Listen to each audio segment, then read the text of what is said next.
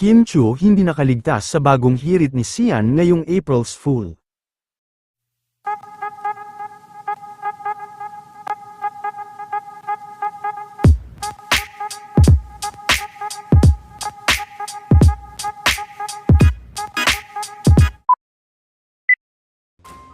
Sa unang araw ng April, o April's Fool, ay talagang hindi nga nakaligtas kay Sian Gaza, sina Kim, Sian Lim at Irish Lee.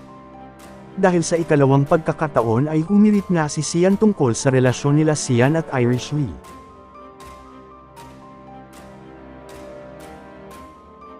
Irish Lee nabuntis ni Sian Lim pero nagpalaglag, Happy April's Fool, sabay komento naman ito na, ngayon lang siya umano pwedeng mag-post na hindi siya masasampahan ng libel. Dagdag pa nito sa kanyang komento ay nangyari ang lahat ng mga ito habang si Kim Chiu pa at Sian.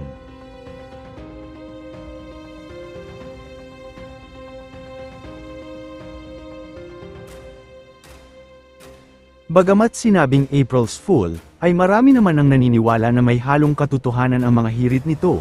Ayon din sa mga fans ay talagang deserved ni Kim na makahanap ng iba na mas deserving sa kanya.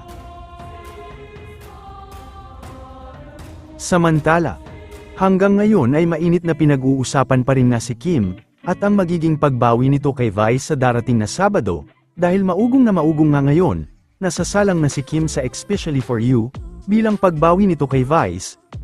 Ayon din kay Vice ay umuwi si Kim sa naging selebrasyon nito noong nakaraang taon na nagpa-reserve dito sa Revel. Matatandaan din na sinabi nga ni Kim kay Paulo Avellino na sa birthday pa ni Vice sila sasali. Sige na, magaw ka Sa ano pa tayo sasali? Sa birthday ni Mama? Doon ka na. Masaya naman na ipinasilip ng kaibigan ni Kim na si Angelica Panganiban, ang kanilang panunood, at pagsuporta sa serye ng kanyang kaibigan na si Kim, maging si Bin ay kasama din ito manood at itinagpa kay Kim.